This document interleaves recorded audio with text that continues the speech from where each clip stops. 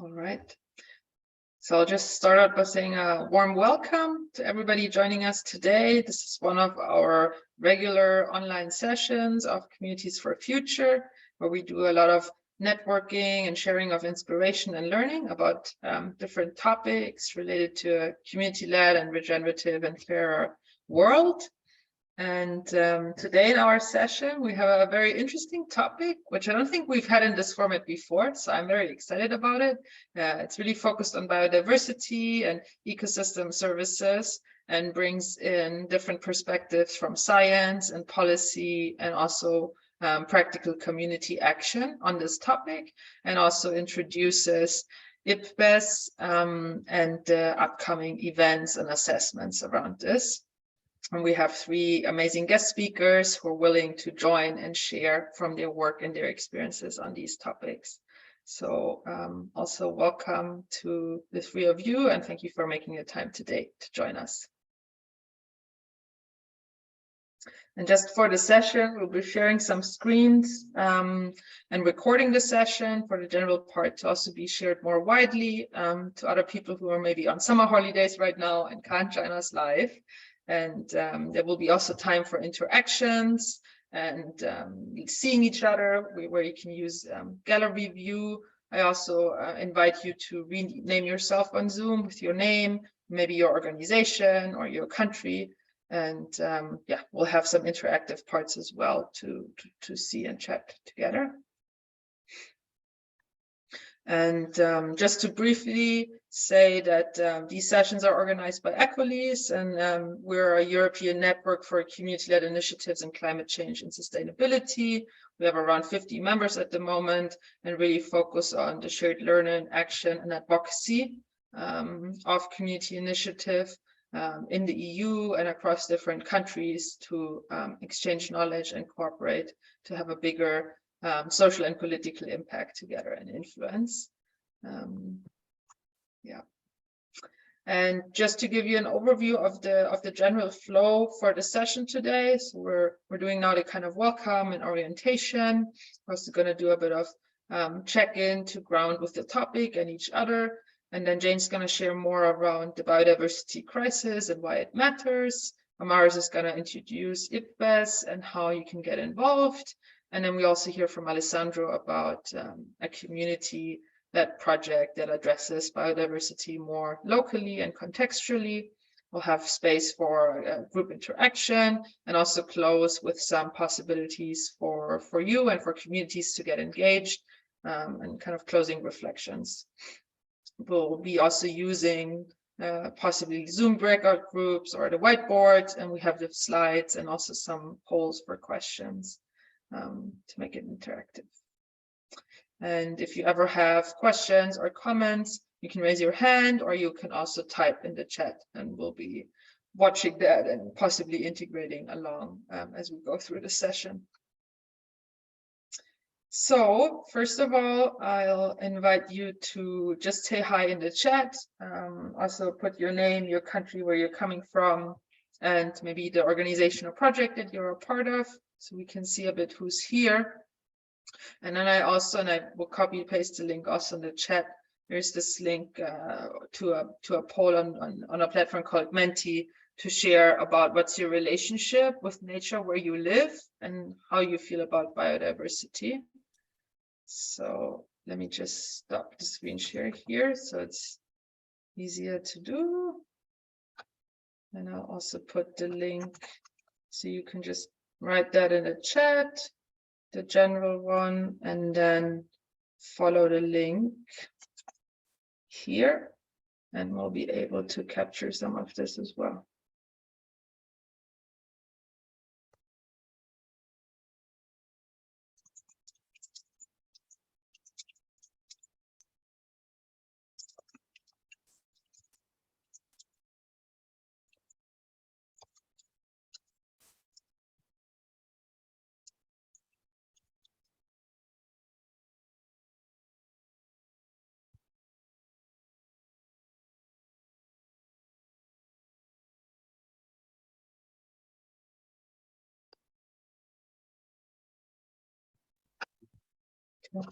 Maybe just somebody confirm if the link works for you. It should bring you, yeah? Okay, Yeah. very good.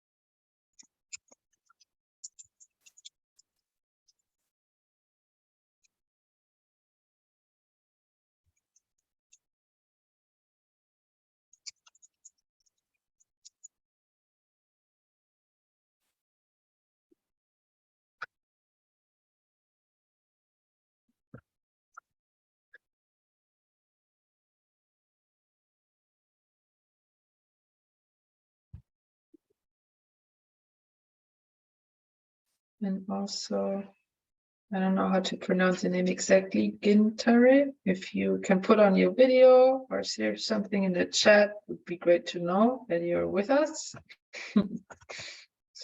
Yeah.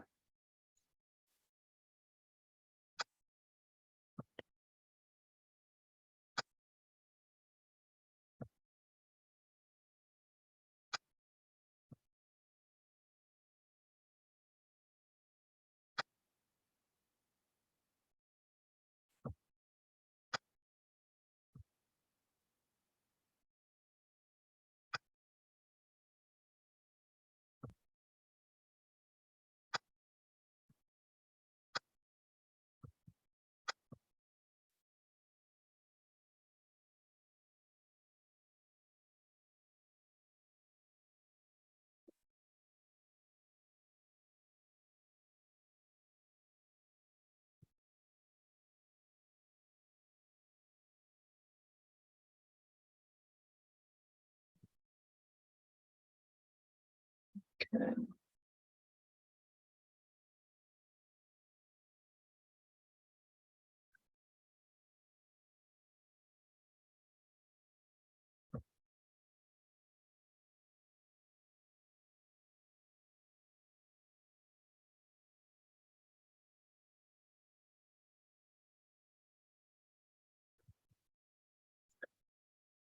Good to see you. Is everybody ready, or do you need another few seconds just to submit your responses, and then I'll share the results so we get a bit of an impression? All good? Or you need a moment on the Menti? Yeah, one more moment. Okay, one more moment. Yeah, just put in some Okay, yes. words. Yeah. And then I'll share the results.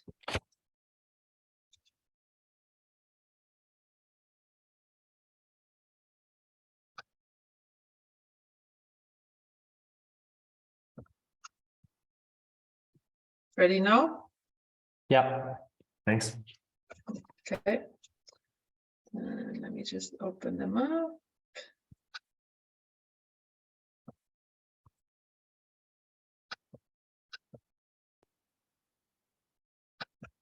All right, I'll share my screen so we can look at this together. Okay, so these were some of the responses to what's our relationship to nature. It's close, there's filled with inspiration, calmness, beauty and connection, feeling at home, direct contact, deep, intriguing, and also some specific places in nature are mentioned here: the sea, lake, forest, mountains. So we are, yeah, a few different kind of ecosystems here that are named. And then for the second question,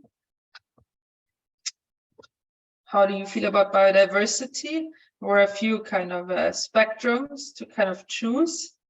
So the strongest response, like strongly agreed, was on biodiversity is essential for life on Earth and of utmost political importance. So that had quite a high score, followed by I love animals and plants and feel sad about their extinction.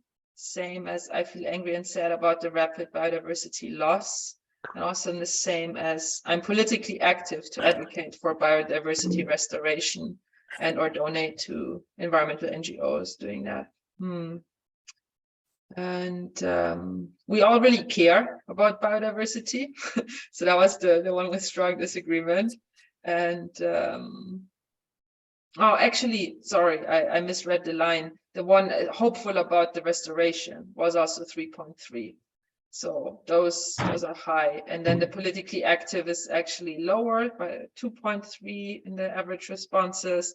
And doing practical work in my community or garden to protect or restore biodiversity had 2.5. So some of us are engaged on that level as well. All right.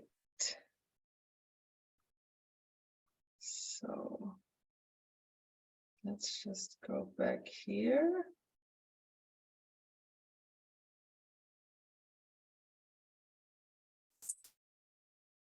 So thank you all for sharing in this check-in. I feel it gives it a bit of perspective. We are quite a small group and fairly aligned, but also there are some different responses, so it's good.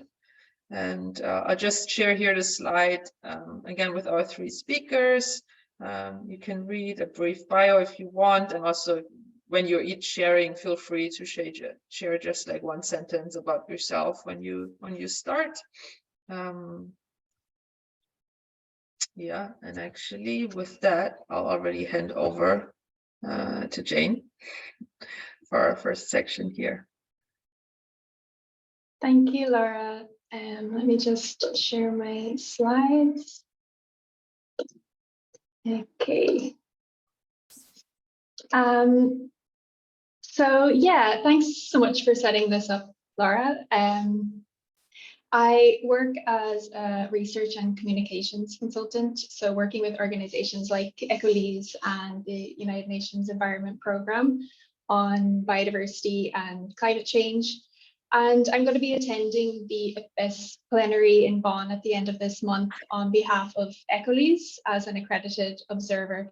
So we thought that this is a good opportunity to first talk about biodiversity and then explain what IPBES is for stakeholders that are interested, for ECOLISE members and network. And then also to find out what communities are doing in this area, and to get some insights in order to take with us to the plenary. So I'm just going to give a quick introduction to biodiversity, the biodiversity crisis, and why it matters. As you probably know, there are many different kind of definitions or understandings of biodiversity. There's a formal UN kind of technical definition, but more generally, I think we can think of it as the web of life and the variety of life on Earth, the mammals, the plants, the microorganisms. And I think what is crucially important is the diversity aspect, so the variety, the complexity, and the connections between different elements in an ecosystem that make the natural world so important. But because of this complexity, it also is sometimes a little bit difficult to maybe communicate. It's not as easy as measuring a ton of carbon. And so often biodiversity doesn't get as much exposure compared to climate change, even though, of course, they're intimately interlinked. And so scientists think that there's about 80 or 90% of species that we don't even know about. So our knowledge of biodiversity is actually quite limited in the grand scheme of things. But what we do know about biodiversity is that it's in trouble. We know that 1 million species are threatened with extinction. And this is a map, a website called the Map of Life, where you can go in and find out information about particular species. So if you're interested in the status of a particular species of plant or animal in your country or in your community, then you can find out more information about that. But why is biodiversity in crisis? Well, over the past 200 years, humanity and the global capitalist economy has gradually been shaping the face of Earth. And so I think to illustrate this, the next two slides show visually how human-made stuff has overtaken natural stuff over the past few years. So anthropogenic mass is made up of inanimate solid objects made by humans, concrete, plastic, metal, glass, whereas biomass is the dry weight of all life on Earth, including humans, including plants and animals. And this image represents the comparison between anthropogenic mass and biomass in the year 1900. So in gray is the anthropogenic mass, and in green is the biomass. And then throughout the 1900s, humans started to consume more. We started to build with concrete, urban development, until in 2020, this picture looks a lot different. So anthropogenic mass in 2020, for the first time, took over the amount of biomass on the Earth. So I just think these images are quite powerful. And this is based on a website called anthropomass.org, which is based on a study conducted in 2020 about the global biomass, and just shows how the scales have shifted. So what are the implications? Well, the Earth isn't getting any bigger. So instead, all the biodiversity that our lives depend on is being pushed out of the way. So as I mentioned, there's the species at risk of extinction. There's also the human health impacts. So there's more and more research about the extent of microplastics, not only in our oceans and in our rivers, but also in our bodies. And also the well-being impacts that come with the loss of connection with nature, and the impacts on the food system, the economy, etc. But I think it's not all grim, hopefully. So I'd just like to share a little good news story. In Trinity College Dublin in Ireland, some academics at the university have been working to rewild part of the campus, including the front lawns that used to be completely manicured. So this May, coinciding with the No Mow May campaign, which is a campaign that encourages people with gardens not to cut their grass, botanists discovered a rare orchid on, excuse me, on the campus grounds. And so I think stories like this are really inspiring, because I think it can be overwhelming when we think about all that needs to be done for biodiversity. But it's nice to sometimes remember that by slowing down, taking a step back, we actually allow nature the space and time to thrive.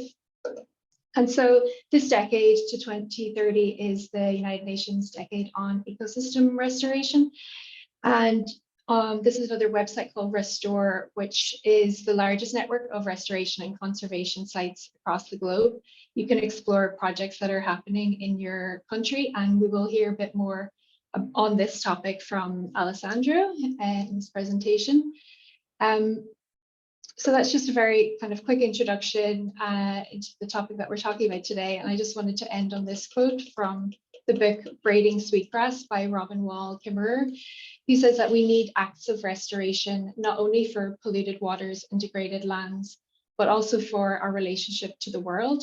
And we need to restore honor to the way we live, so that when we walk through the world, we don't have to avert our eyes of shame, so that we can hold our heads up high and receive the respectful acknowledgement of the rest of the Earth's beings. Thank you. I will pass it over to the next speaker.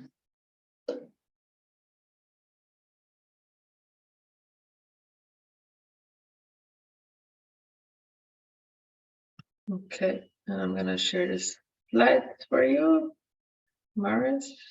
Thank you. Good afternoon. Thank you, Jane, for this amazing introduction. It's better than what I would have done.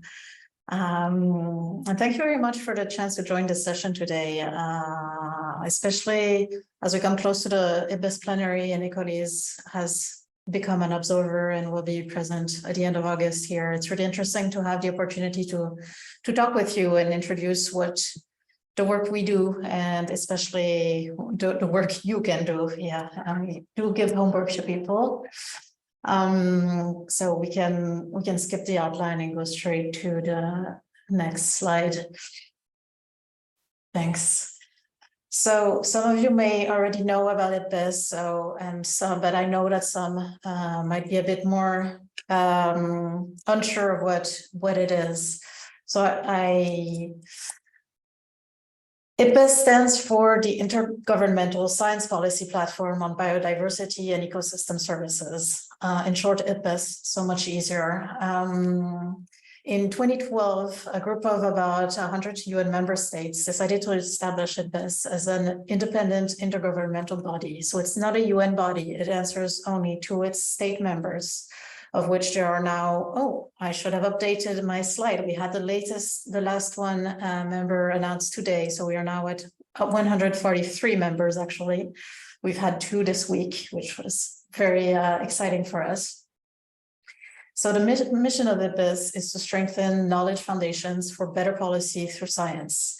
We aim to ensure that biodiversity is conserved and sustainably used for human well-being and sustainable development. So what this means is that IPBES does for biodiversity what the IPCC does for climate change. You might be a little bit more familiar with IPCC. We respond to specific requests from governments to provide decision makers with the best possible evidence about biodiversity and its contributions to people. And we offer options for responses to these challenges based again on the best available science. So we can go next. I'm actually going to skip this slide because Jane has really done it way better, did a fantastic job. But yeah, we're faced with an issue about, We're faced with biodiversity loss, and to respond to it, we need to know what we're dealing with, and we need to know what science tells us, not only what the problem is, but what the options are.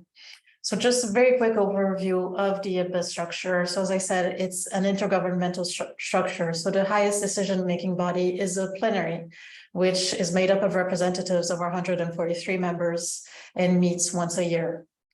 At the plenary sessions, the draft assessment reports are approved and the summaries are discussed line by line before being accepted as a formal intergovernmental product of IPBES. So this means that all the IPBES reports are approved formally by the governments that compose IPBES. So 143 countries say, yes, we approve this text. So this is the same as IPCC. It is a product of the governments, and that's important. All UN states that are not yet members are automatically observers.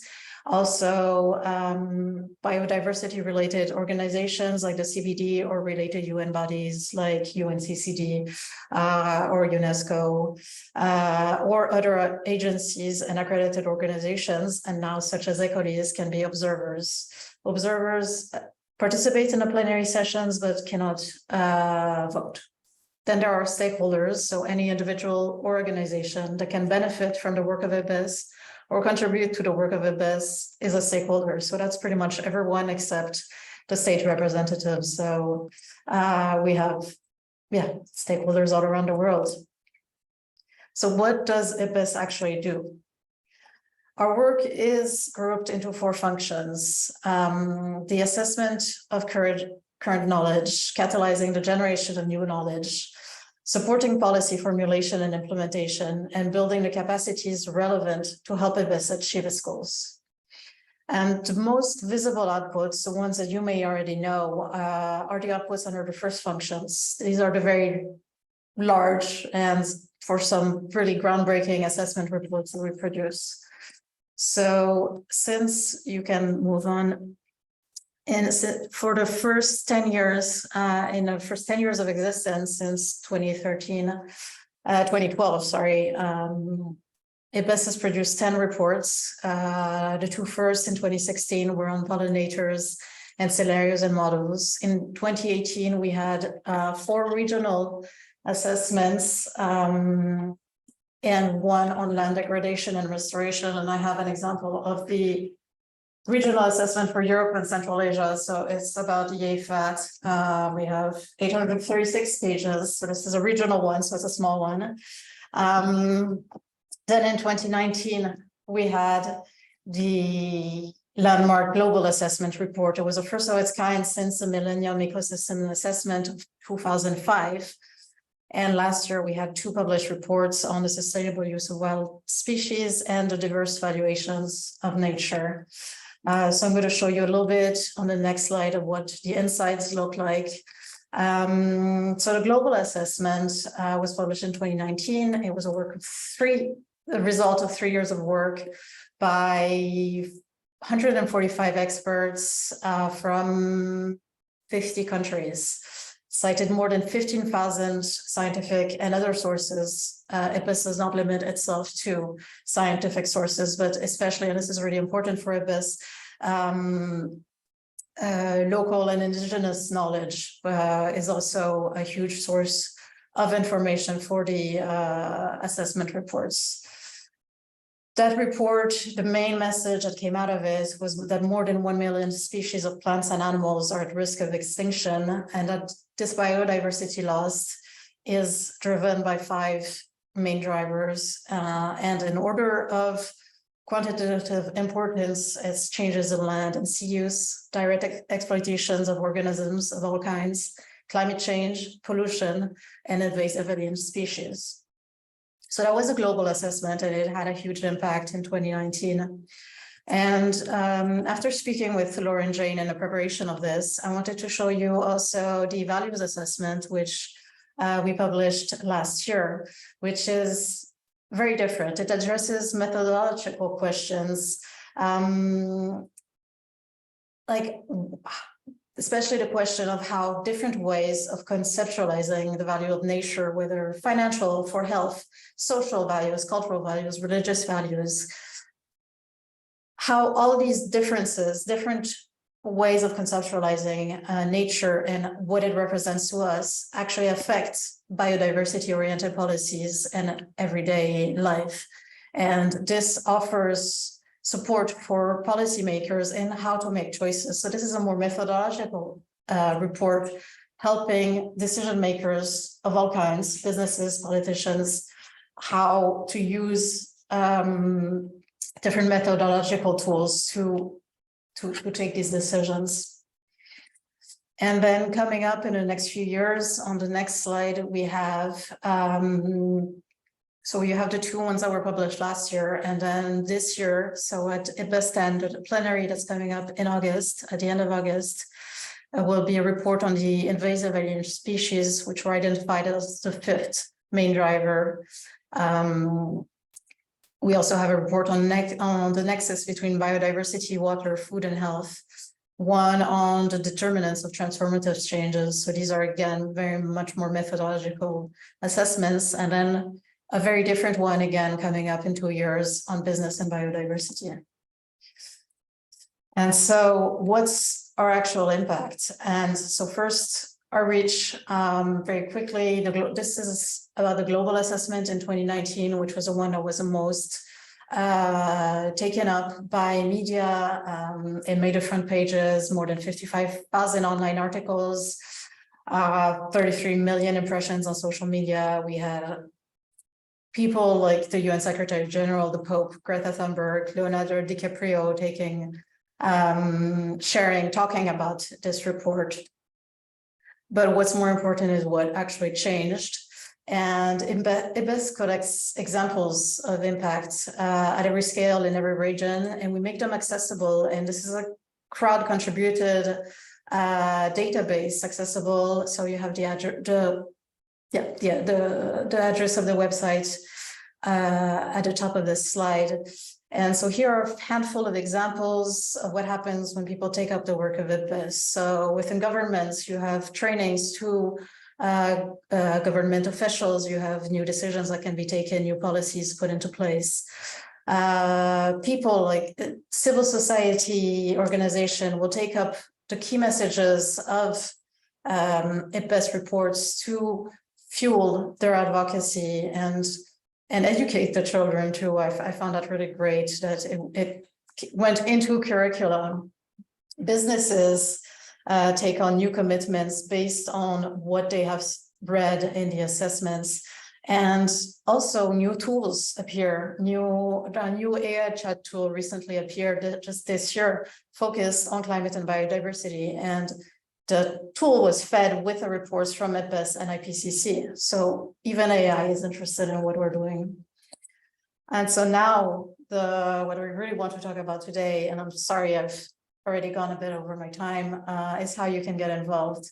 So as I said, stakeholders are pretty much everyone around the world. Everyone is entitled to be concerned about biodiversity and to benefit in some way from IPBES tools, even if they can seem a little bit complex at some points.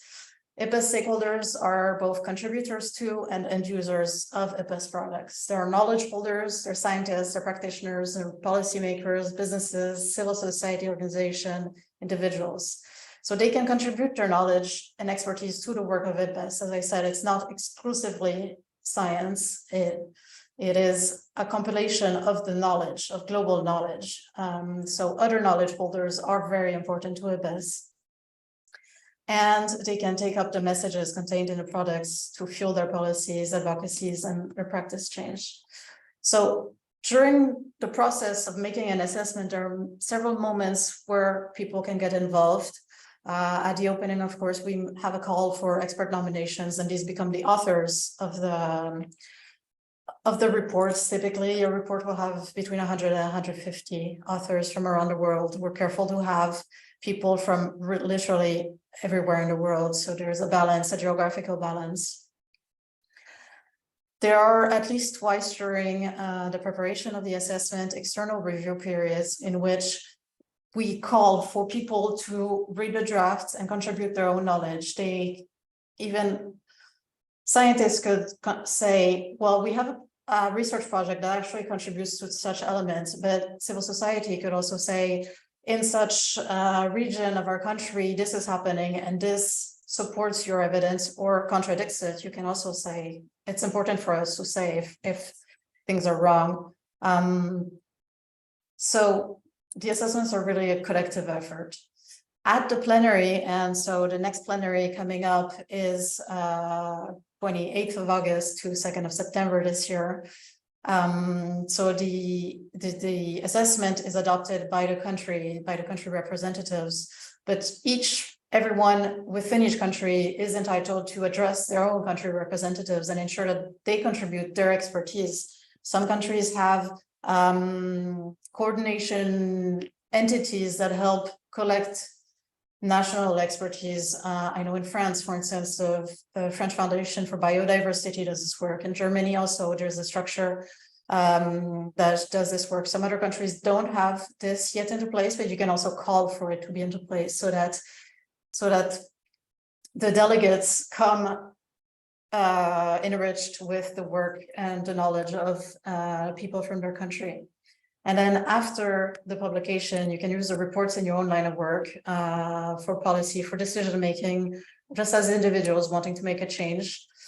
And we encourage you especially to disseminate the work of IPBES through what we call uptake events. So these are events organized by any stakeholder in which you address your own constituents, whomever they are, to share the work of IPBES and encourage further dissemination or action. So we at the IPBES Secretariat are happy to help you in these, whether it's presenting IPBES work, IPBES and its work, such as I'm doing right now, or putting you in touch with experts on a given assessment or topic. If you want to do an uptake event on the values assessment, we can put you in touch with the lead authors who are capable of speaking to you about this, speaking to you and your audience, whatever it is.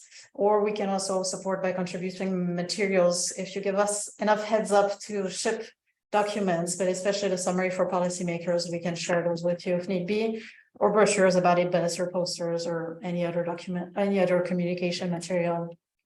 For all of this, I'm your primary contact at IPBES, and then I can connect you with all the relevant people according to your needs. So there are other ways you can follow us on social media. You can, very importantly, contribute to the impact tracking database. It's great for us to have examples to show, to inspire other people. Right now we have about 500 examples, and we're really always looking for more, because these are what is most inspiring. When you hear that in Chicago, the public schools have integrated a curriculum, you might be more motivated to reach out to your own educational authorities and ask about that if that's your field of work. So this is very important that people actually contribute. It's really crowdsourcing all what's happening around the world. And sorry, I'm really going far above, but very quickly on the last, so Stakeholder Days is the day prior to the plenary, which, so as I said, plenaries for members and observers, Stakeholder Days for everyone. It's a day organized by stakeholders, so organized, they're grouped in self-organized networks. And this is a day prepared by the stakeholder with the support of the Secretariat. So the agenda is decided according to the important issues of basically the year, because this is a yearly event. So this year we will be talking about advanced data technology, about the global biodiversity framework. We'll be talking about indigenous and local knowledge. So you can still sign up to participate. You can participate online, or you can come here to wonderful Bonn, Germany. It has stopped raining finally, so please come. And we're expecting above 200 people this year, so you can be part of it, or you can relay the information to other people.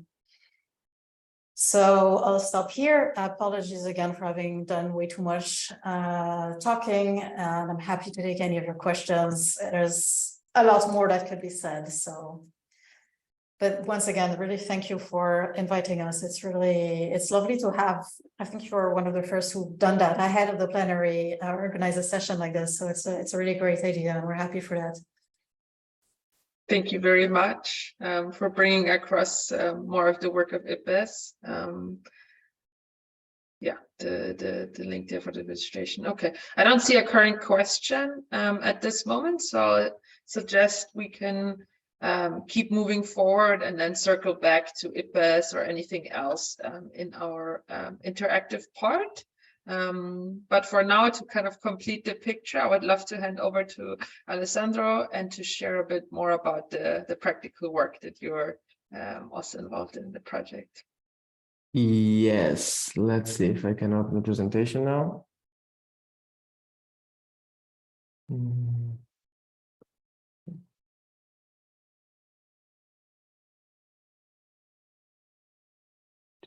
Oh, it's very slow all of a sudden.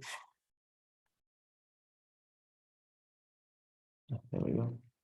Yes, I think slowly appearing. Yeah.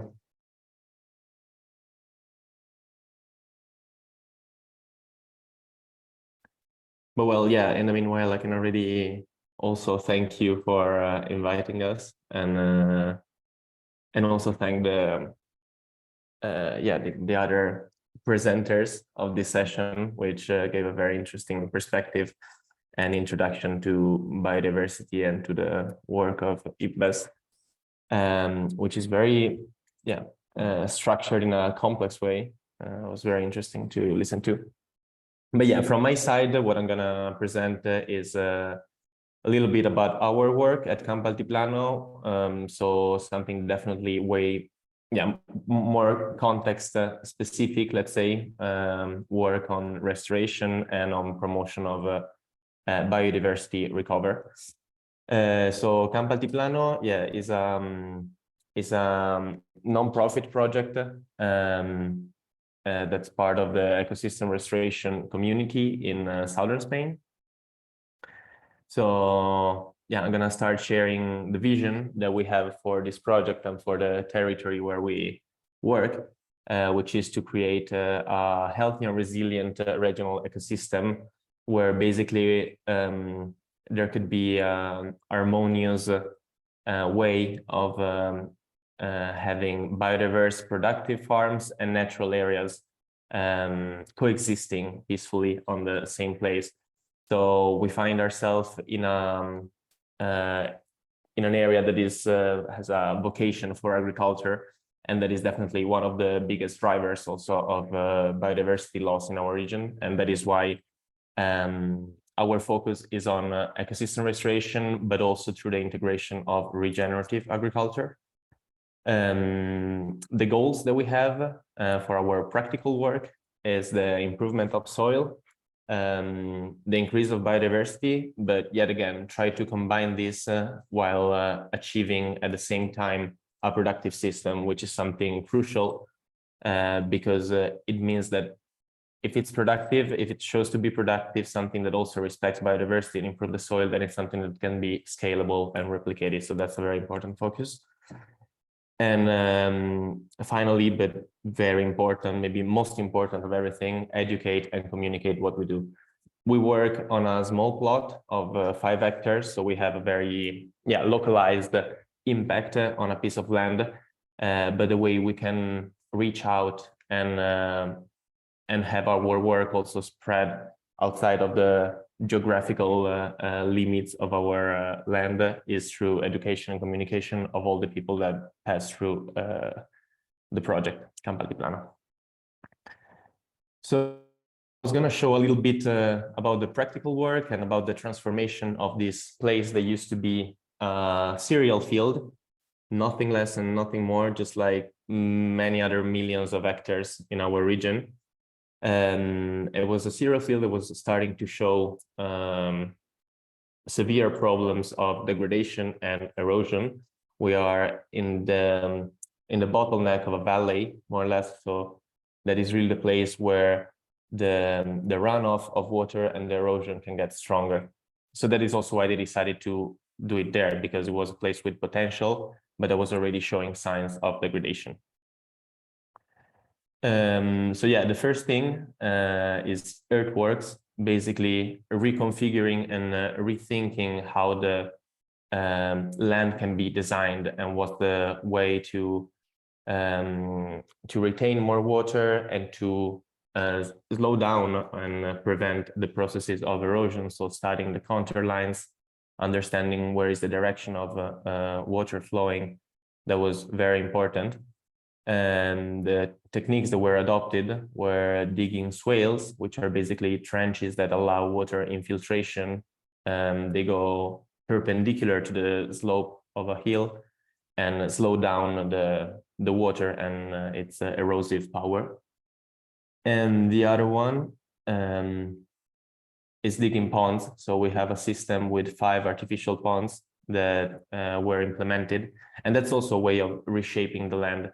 So at this point, the viewers might be wondering why we're supposed to be talking about biodiversity, but looking at pictures of an excavator machine. But I think this is really fundamental because it was the first kind of work that was implemented here. And it is important because, so generally, I would say that ecosystems have the resilience and the strength to bounce back after disturbance, so to recover by itself. But that happens when they still are in quite good conditions. When the level of degradations exceeds, then it's very hard or very slow for ecosystems to recover by themselves. So what was designed and executed here was basically a way to reshape the land in order to retain more water and allow the soil to start again. So basically really building the substrate for the ecosystem to start functioning again, because with more water, which in our case is the most limiting factor, then there is more growth of vegetation, there is more retention of carbon in the soil, the microbiome in the soil works better. So that basically creates the basis for biodiversity to then start thriving. Beside that, of course, there is a direct effect on of the presence of ponds in the landscape. They create heterogeneity in the landscape, therefore creating more habitat, more space for several species of plants, but also of insects, birds, amphibians, and many more animals. Another important pillar of our work is the covering the soil. Again, since we are in an agricultural context, this is something that goes against the common logic here, which normally implies a lot of mechanic tillage of the soil in order to benefit the crops. But what we try to do is actually to bet for maximum biodiversity, keeping the soil covered. Therefore, we seeded mixes of annual and perennial species. Some of them were thought as plants that could attract pollinators. They were selected, of course, for being resistant to this climate, which is very arid, so with deep roots. And it was really a bet for the maximum diversity. This happened in 2019. And of course, after a few years, it's possible to see how not all the species that were seeded at the beginning are still present.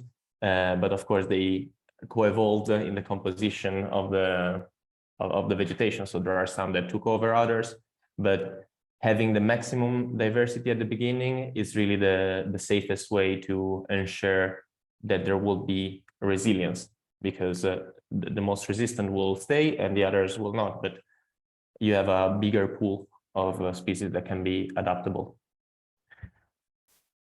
And then another important part, again, beside promoting the recovery of biodiversity, the above ground biodiversity, which is the one that we normally see, and there is also a big part of biodiversity which exists and takes place below ground, and that is very important also for the maintenance of the above ground biodiversity.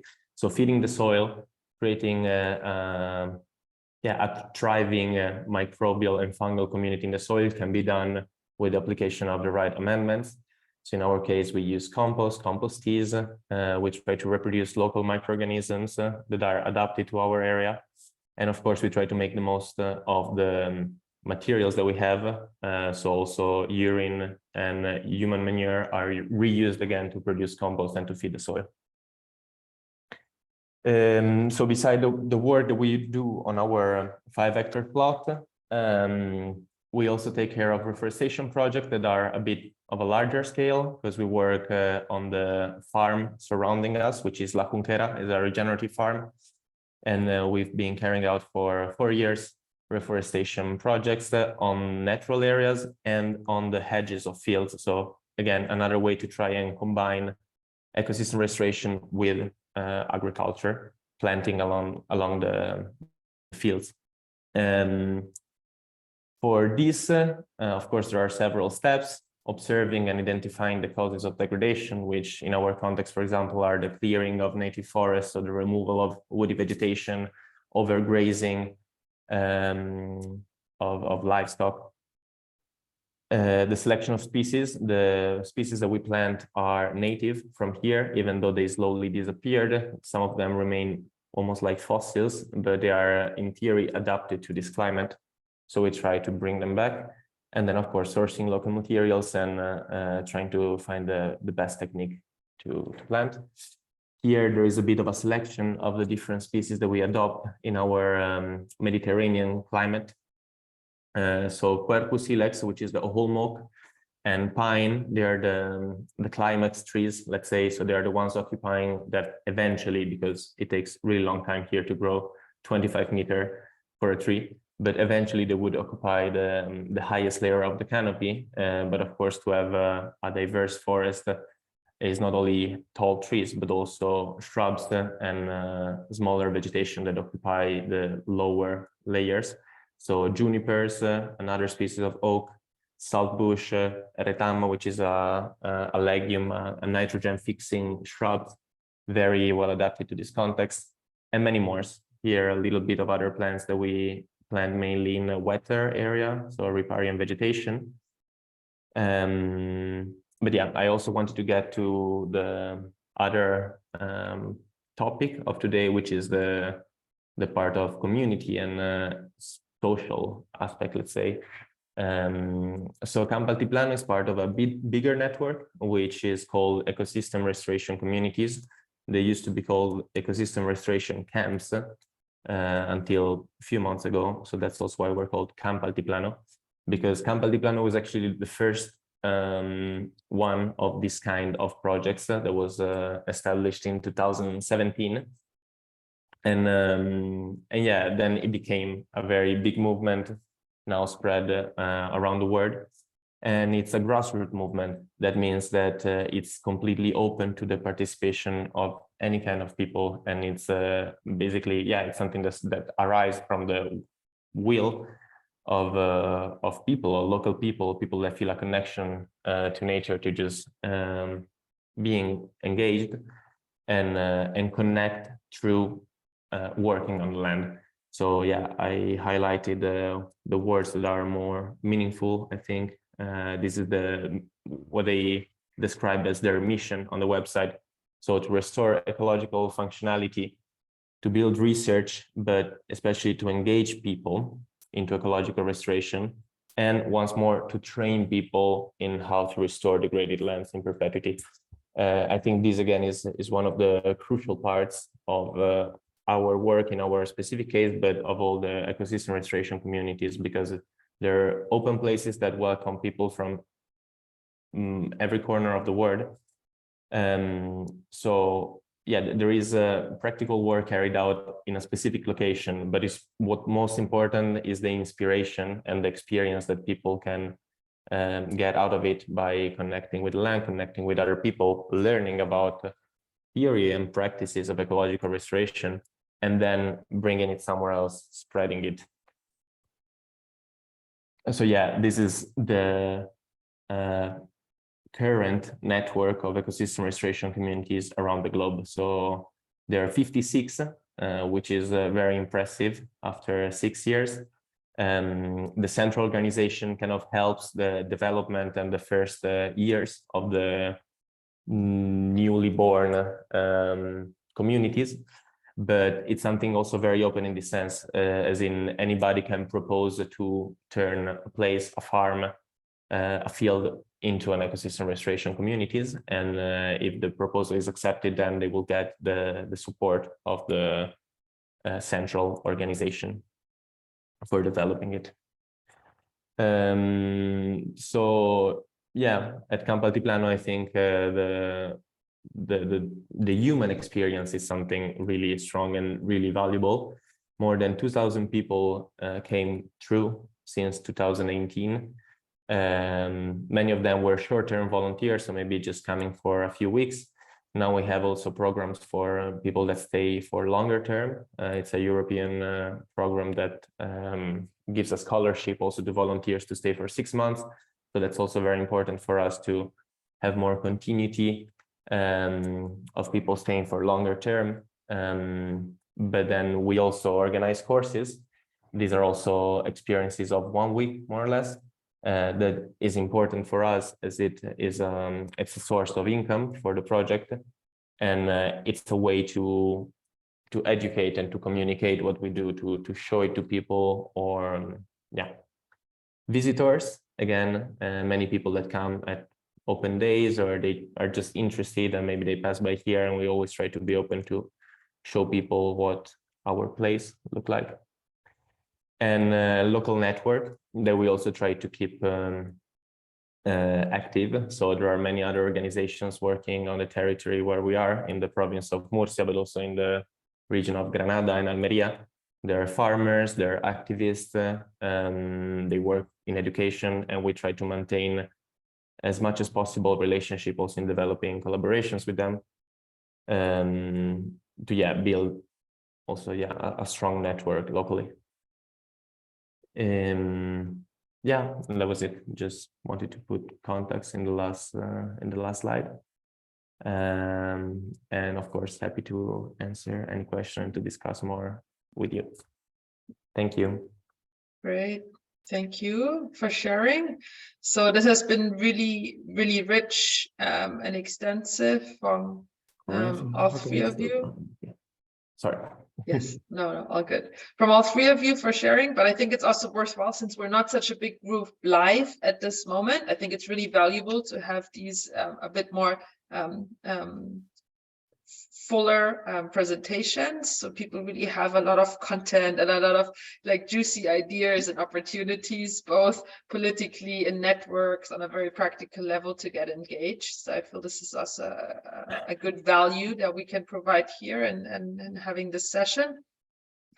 And yeah, I think I'll hand over to Jane to share also a bit more about some of the other opportunities, and then we can engage also in a bit more of a dialogue to see what kind of questions or ideas have popped up from everything we've heard so far, which has been very rich.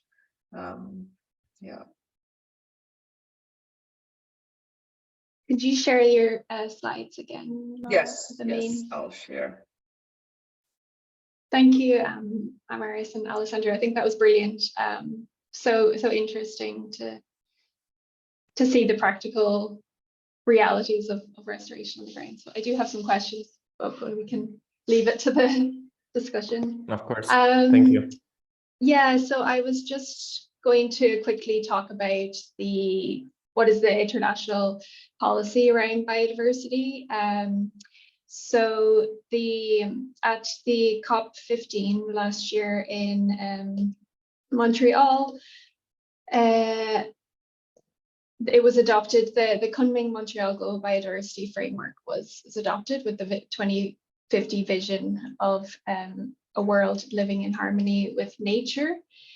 And if you go to the next slide. Yeah, thanks for adding this slide, Laura. I think it just shows a bit, yeah, about the 4 overarching goals to get there, which are around halting loss, restoring nature, using land sustainably. So effectively restoring 30% of degraded nature and conserving 30% of lands and seas is the goal.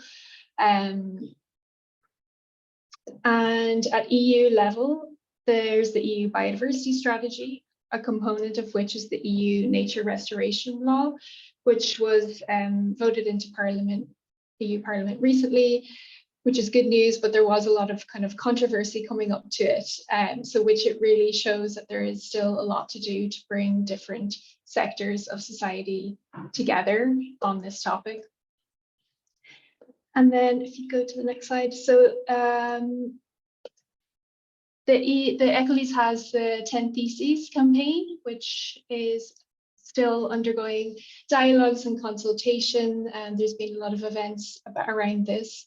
I don't know if Laura, you wanted to talk more about this, or you have? Yeah, I just wanted to quickly also link that and just say that this has been one of our main policy projects over the last 2 years in strong relation to the European Green Deal, which is really all about, you know, policies that help implement the sustainability and climate goals. Biodiversity goals as well, and in our like network dialogues and consultations, one of the topics that came up, and it's in our thesis number 2, is really this human-nature relationship and the need for healthy ecosystems and strong biodiversity really as the foundation for anything. If we don't have that healthy biosphere, anything else is really not possible when it comes to sustainable development, and finding ways to safeguard, to protect, and to also restore that as a very foundational piece. So that includes also really the prioritization of nature protection and restoration in Europe and I mean in the world, and also asking for national and local policies and EU policies that ensure that, and also include stronger funding, implementation, mapping, monitoring, and reinforcement for this to actually be implemented.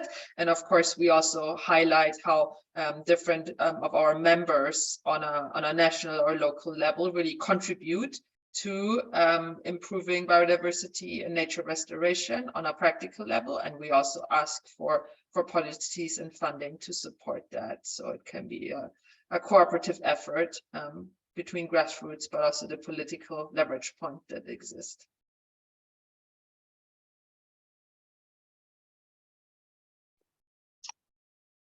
Thanks for that. And we just added in here one of the assessments, the IPBES assessment is the IPBES Transformative Change Assessment. And so I think that ties in really nicely with the work around the 10 Theses, because this assessment aims to understand and identify factors in society at individual and collective levels that can bring about this transformative change when it comes to biodiversity. So I think this is very relevant for the ECOLISE network and members to look at what are the examples on the ground, the kinds of solutions and projects that are happening at a small scale that can potentially be replicated or scaled up.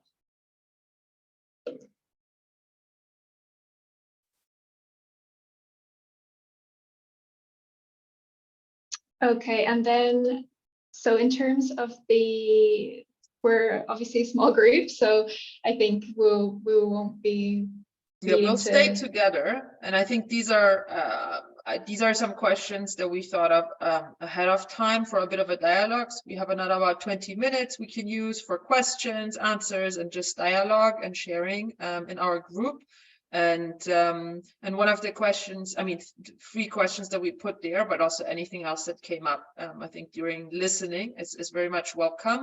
Also to highlight some of the coming from different fields of more policy or science or practice. I think this has been very rich. So I invite us to explore this synergy point, and also these questions about the impact of biodiversity loss that we might experience in a community or land where we are at home.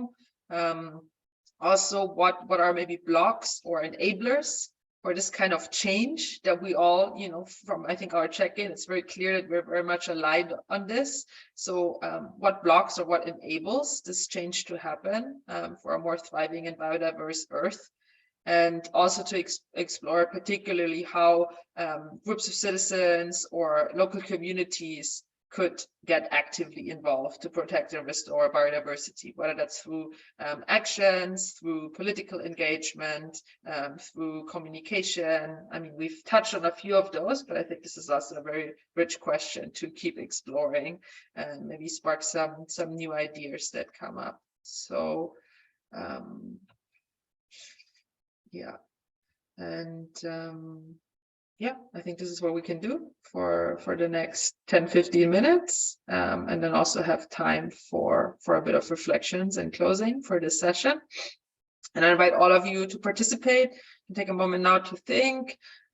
We can also take some notes on a whiteboard if we want, or in the chat. Yes, so I'm curious.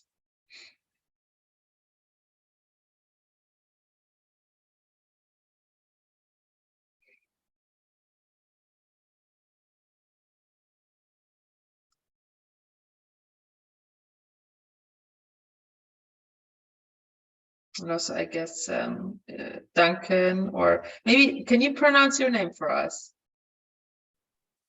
Yes, it's, I guess this question is directed to me, right? Yes. It's Gintare.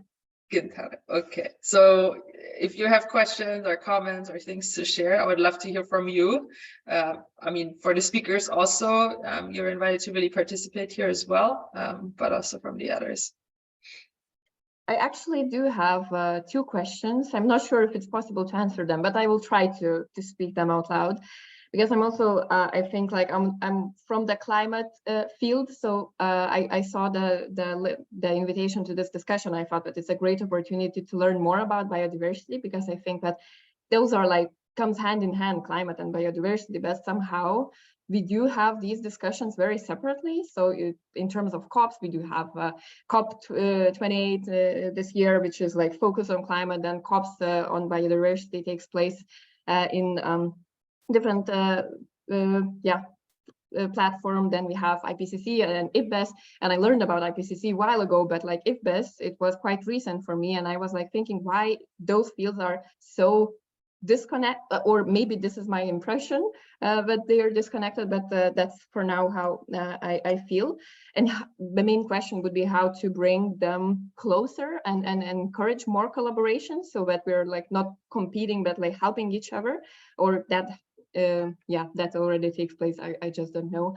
So this is the one of the questions. And another question is, actually, tomorrow I have a wonderful opportunity to give a presentation to university freshmen at Life Science Center. So hopefully people who will also will be someday contributing directly to IPBES or so.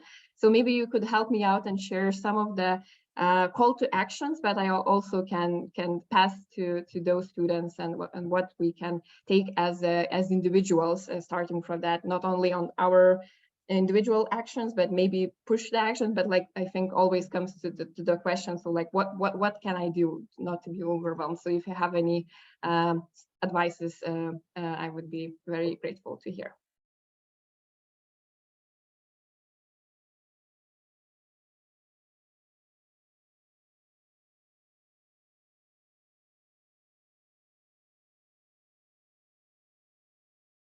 And I just invite anybody who wants to respond now. Like, we can hear a few different voices. I think those two are great questions. And there might be a few different perspectives from people present here to share that. And I'm also taking a few notes here on Zoom. Feel free to join in that. Well, I can maybe jump in on the first question on the connection between the different international fora on environmental issues. It's true, it seems like a really dense system at first, and we are aware that many people know our older brother IPCC, much less IPBES. IPBES is 10 years old, IPCC is I think 40 years old about now, so there's that. But what is interesting is that these organizations actually do talk to each other and do integrate their work. So IPBES assessments are, how should I put it, are requested by our members, so member states. They're adopted, the decision to make an assessment on land degradation, for instance, is adopted at the plenary, and any member and some of the observers can put on the table suggestions for an assessment. And for instance, the Convention on Biological Diversity has a number of times made some suggestions on who there is a knowledge gap here. We would request that IPBES does an assessment on this so that we have information and then we can advocate for policy change based on that information.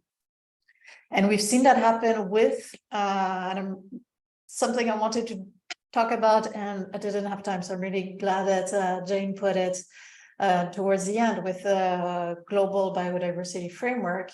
A number of the elements of the targets were decided upon based on IPBES products, such as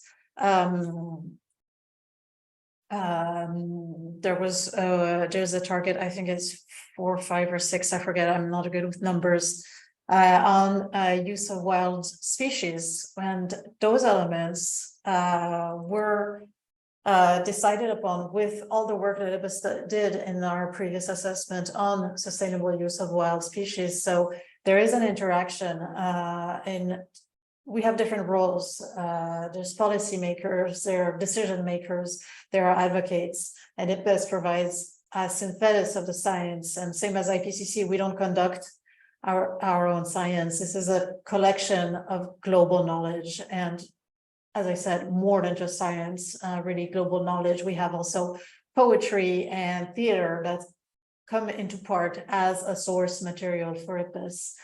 And just tiny bit more about climate and biodiversity. And IPBES and IPCC, there is communication between the two. A few years ago, there was a workshop done, a collaborative workshop, gathering maybe 50, I wasn't there at the time, experts from both IPCC and IPBES to work together on how their products can respond to each other and how we can better integrate these elements, and how we can also highlight the trade-offs between climate policies, climate action, and biodiversity action. So it's a work in progress because it's both IPCC and IPBES produce very dense work. So it's a lot to take on, but there is an effort for collaboration.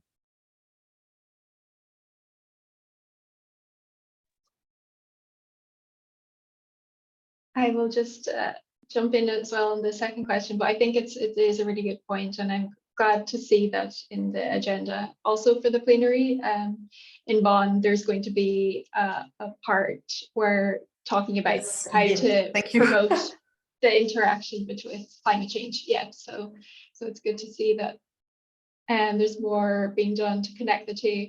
And then on the second question about what can I do, I think it's quite a personal thing, I think, because there are so many things people can do depending on what they do normally in their daily life or what they're good at. So, you know, some people, it will be going out and protesting and taking part in direct action. For other people, it might be doing research and writing and contributing to science, or trying to be part of policy. And so I think, because I think when you're in this field, you can feel sometimes bad for not doing more because there's so much to do. So I think it's important to just reflect on where you can make your contribution and what you also enjoy doing in your work or in your career.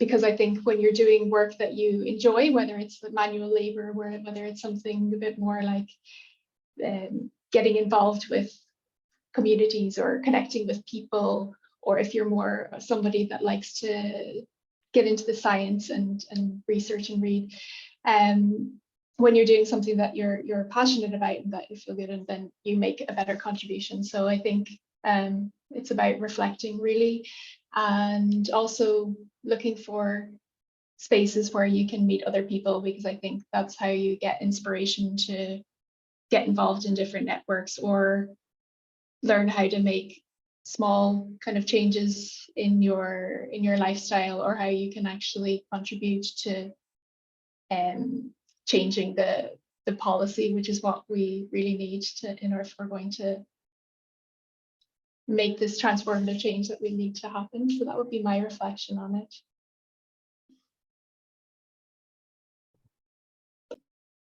Yeah, maybe I will also add a little bit on that. I think both of the questions that you asked were actually very good. And for the first one, I'm happy that Amaris already answered, because it was very technical and very well answered.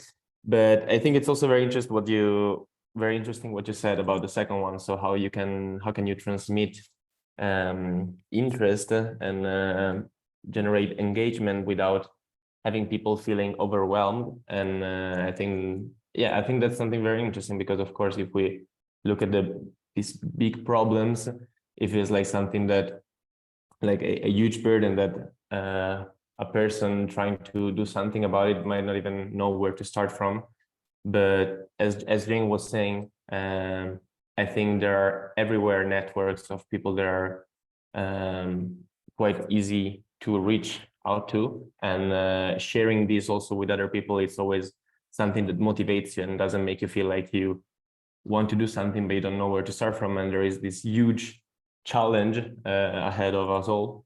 So yeah, that's one thing. And then I think what brings you closer to understanding a problem and wanting to commit to it is actually once you get to know it more. So if we're talking about biodiversity, I imagine that it might be the curiosity and the interest for, I don't know, plants, animals, and biodiversity in a way that you can have a direct contact with, something that triggers the motivation for engaging with this problem. Also more, I don't know, yeah, through science, through activism, but yeah, getting to know from close. I think that's always a good point where to start from, because it makes you understand the problem and it makes you feel more connected to it. So I think that's a good entry point.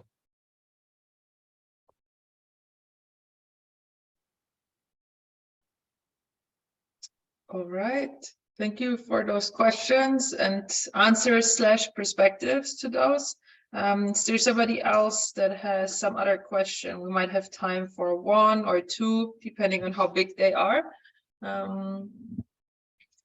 I have one, but I'm happy to kind of step back. I see Jane, you have your hand up. I don't know if Duncan, Amaris, Alessandro, if you have a question. I mean, you can also definitely take a note of it here on the whiteboard of your questions, and let's see how many we have, and then we can kind of explore that for our remaining time together. So Jane, maybe if you want to share your question. Yeah, I just had a question for Alessandro. I was wondering, when it comes to Camp Altiplano, which came first? So was it the landowner that decided to get involved, start restoring their land, or was it a group of people that approached the landowner to do this? Because I think sometimes it's important to connect landowners who maybe don't know that this is a possibility. Maybe they have land, and there's a lot of opportunity there with private land to do more restoration.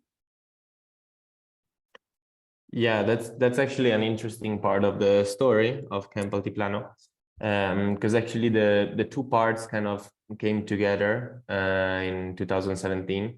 As I was saying, the plot where we work, Camp Altiplano, is part of a bigger farm. It's called La Junquera, and it's a regenerative farm. It's a big farm, more than 1,000 hectares, and they've already worked for many years now. Yeah, maybe 15 working in this direction.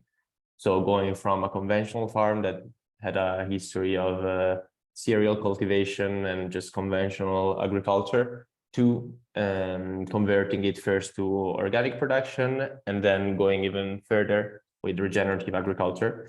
So it was actually a very lucky encounter, I would say, between the landowner, who definitely was open to implement new things and experiment, and had land, a lot of land, which is something important to consider, and a group of very inspired people led by John B. Liu, which is the founder of the movement. He's a documentary director that talked a lot about the topics of ecosystem restoration, and they decided to try it out there. So yeah, it was like the two things started to exist at the same time: Camp Altiplano and the whole organization of ecosystem restoration camps.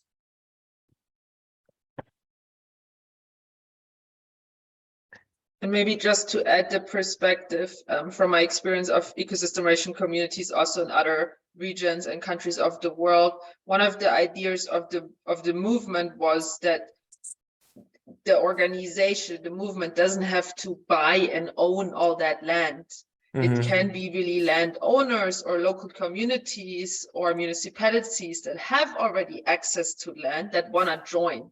So their entry point is really where there is already some openness, willingness, or even strong motivation to do so, and not the burden of having the legal and financial pressure to own all that land and maybe take ownership away from local people to then have it restored by some international organization, but to really find landowners and local communities and farmers that share some of that or a lot of that motivation and vision.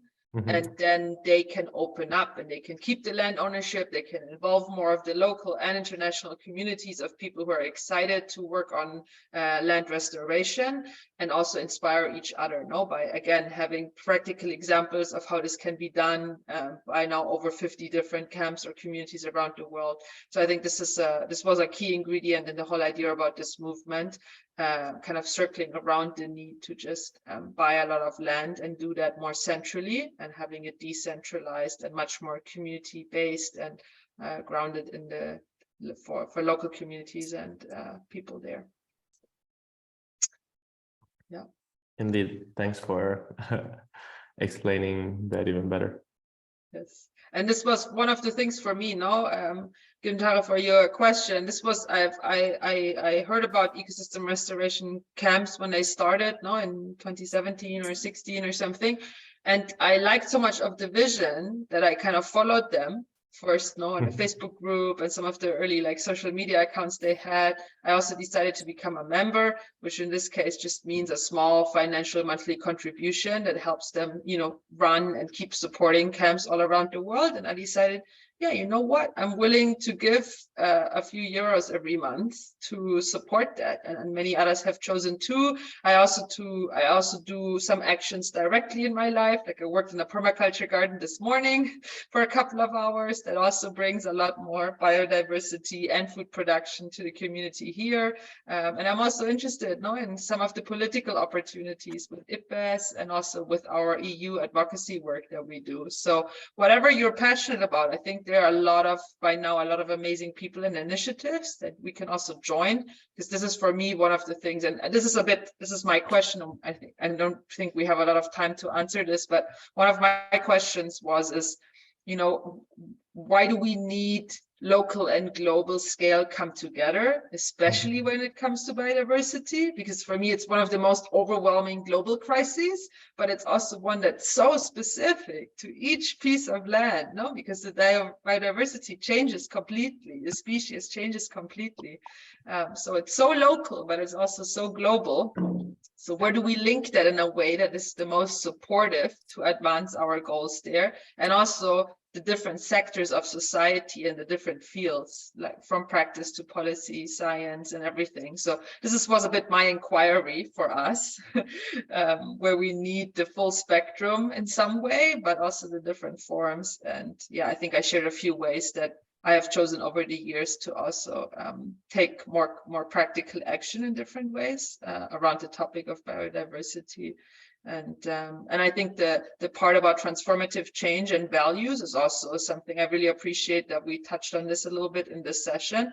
And I can definitely say for my life, this has been an important piece to have these values in place. It has informed a lot of my choices in life throughout. And I think that can also change a lot of our social, educational, business and political decisions and shape societies in a way where it's more a bit like the vision, more living in harmony with nature. Yeah. Okay. We're coming close to our scheduled time, but I do want to just check if there's something really like burning or popping up for anybody to share that, also kind of in the spirit of sharing some reflections and learnings from this session.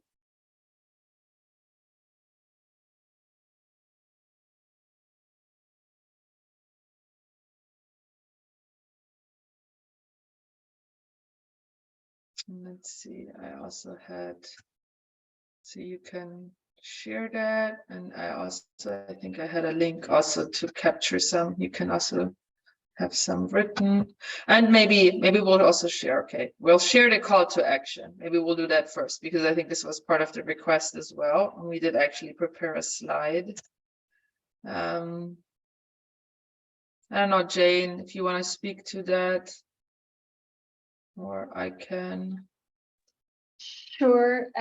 So a few things that people can do is the registering, as we mentioned, for the Stakeholder Day. I believe the deadline is actually today. So if you want to attend either in Bonn or online, you can register today. And then next week, or is next week the 16th? Yes. There is going to be another event happening by the ONET, which does all of the stakeholder work around IPBES. Amherst, I'm not sure if I'm explaining it right, but so there's also an event there which will give a bit more information about if you're interested in becoming involved with IPBES as a stakeholder. Is that right?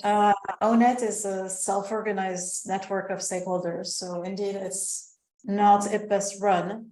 It's all the stakeholders that are interested in working with IPBES who collaborate together. There's a second network for indigenous and local communities. So those are the two major stakeholder networks. And so ONET is meeting on the 16th to prepare their participation in Stakeholder Day and Plenary.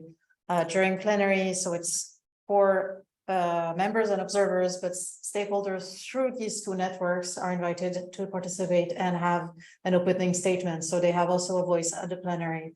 So the caucus will help prepare that statement for plenary. So indeed, it's like a succession of dates that are leading up to this once every 14 months plenary. Exactly. And the plenary then end of August. So, and just to also say, ECOLISE has registered now to be an observer organization, and Jane will be there in person in Bonn to share and bring some of the perspectives from our network to this event, and also share back from the experience. So I'm very excited about that and curious what you'll experience at the event. And then I think, Amaris, you shared in your presentation in a lot more detail different ways to use and also share or contribute to the work of IPBES, including the assessments, including the collection of knowledge, the impact tracking. What you've mentioned, I think, is a kind of collective effort database to track impact. That sounds also like a really valuable one to do. And also a bit of the structure of IPBES, in that there are national focal points that we can contact in our countries, and and ways to get involved as a stakeholder.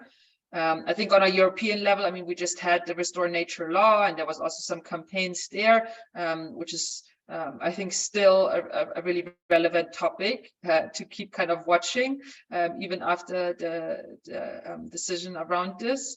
And of course, also that we've shared here again the website of ecosystem restoration communities, which is one much more grassroots initiative on this topic. For sure, not the only one, but one that we had the opportunity to hear a bit about today. So these are some, and I think it's great. I mean, if you know of others and you feel inspired about this topic, I also encourage you, even after the session, talk about it with some friends, share it on your social media accounts. Share something that you learned on biodiversity, and maybe one action that you're taking away from here, or that that is not part of this list. So I think there's different opportunities here. And I think for the last minutes, I just want to invite us as a group to reflect a bit on something meaningful, maybe that we learned, something we feel inspired to do after the session, or any other kind of appreciations. And you can do that in speaking, and I will also post again another link if you want to just submit a few words in writing. We can capture it that way as well. So I'm just going to put that in the chat. Yeah, and maybe actually we can do just like a one sentence or something from each of the three speakers as well, if you don't mind, just to kind of closing remarks from your side, also any learnings, appreciations, insights from this session. So Jane, if you can go, Jane, Amaris, Alessandro, the three of you, and then also the others. Thank you so much. Yeah, I think I'm going to go away with few images in my head. One of the images that Alessandro shared of the before and after and the work that they have done. I think it's just really cool to see.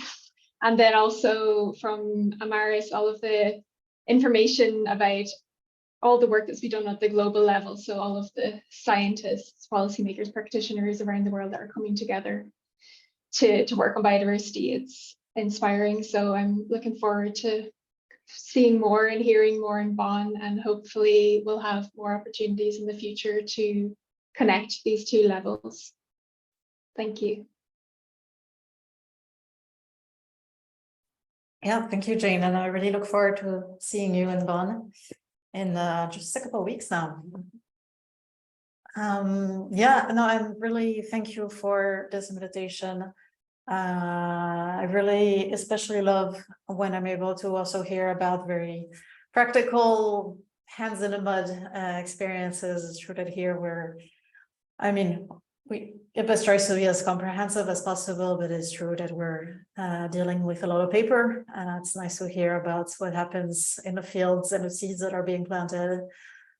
So this is really what these examples, and I'm going to be looking up the map of all the different initiatives around the world that you showed, Alessandro, after this call to be inspired about what people are doing also, in the ground, literally, and that's always the best stories. So Thank you very much for that.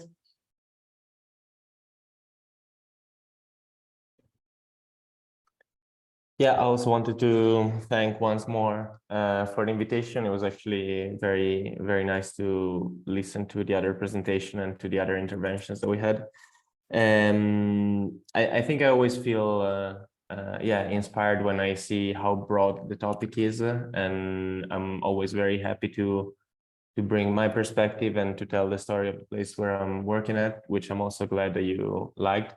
But yeah, then I realized how big of a topic this is and how grassroots movements necessarily needs to also be paired with connection through policy and science to really reach also policymakers and manage to combine this grassroots approach with something that comes also through other ways, but that can have a huge impact. And so it's very good to see that even though we work on very different things, we're all working in the same direction. So it was great to be with you. Yeah.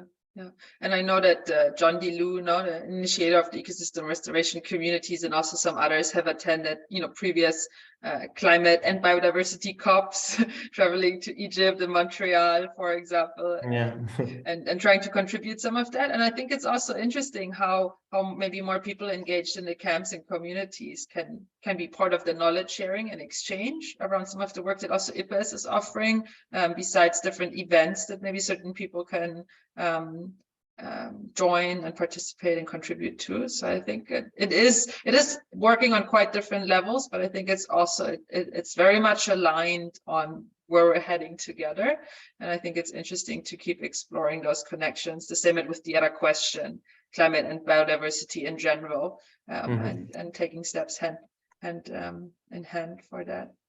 All right, so Duncan and Jintara, I give it to you for final reflections before we close the session here.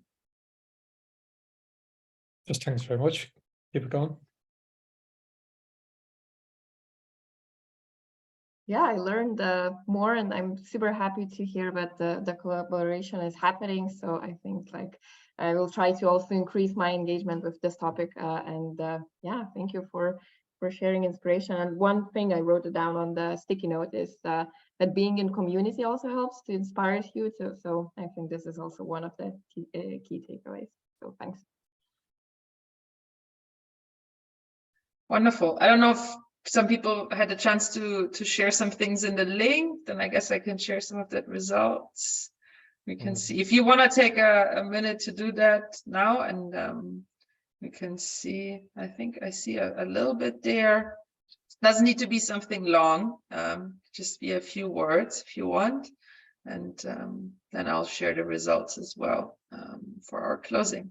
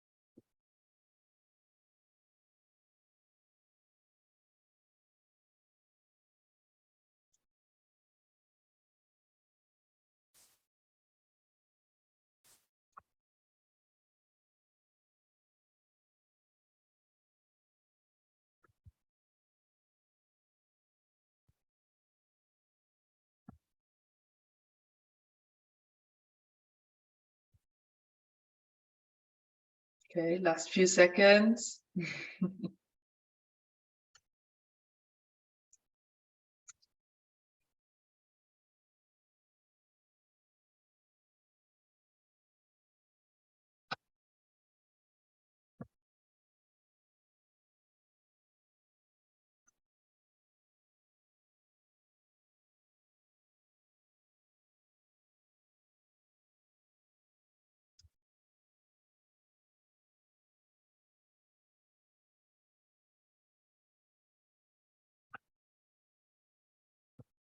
Okay, are you ready?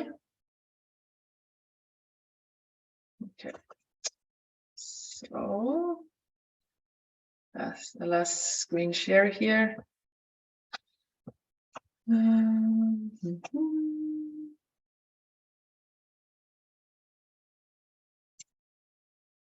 Okay, so some of the learnings around local actions and community, around the work and the impact of IPBES.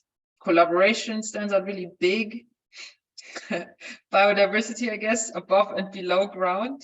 That was a really good one, yes. And also the sharing of knowledge and practical restoration. And here I see some, to share more knowledge and ways to contribute to biodiversity and restoration, and visit ecosystem restoration community to see the work in practice. Okay. All right. So thank you everybody for the time and contribution, for sharing. I'm really glad we recorded this session. I hope it will get a lot more attention and also value for different people. We'll send a follow-up message to everybody that registered, but also provide some of that recording here on our channel for people to watch alongside other past Community for Future sessions. So thank you for taking the time on a, at least here, beautiful sunny day to be with us, to contribute, and all the best to Jane, Amaris, and everybody that's going to the stakeholder event and plenary. I hope you don't get too stressed before, and you have a very productive, connective, and meaningful event for end of August. Thank you all so much. Thank you very much. Thank you. Yep. Yeah. Thank you.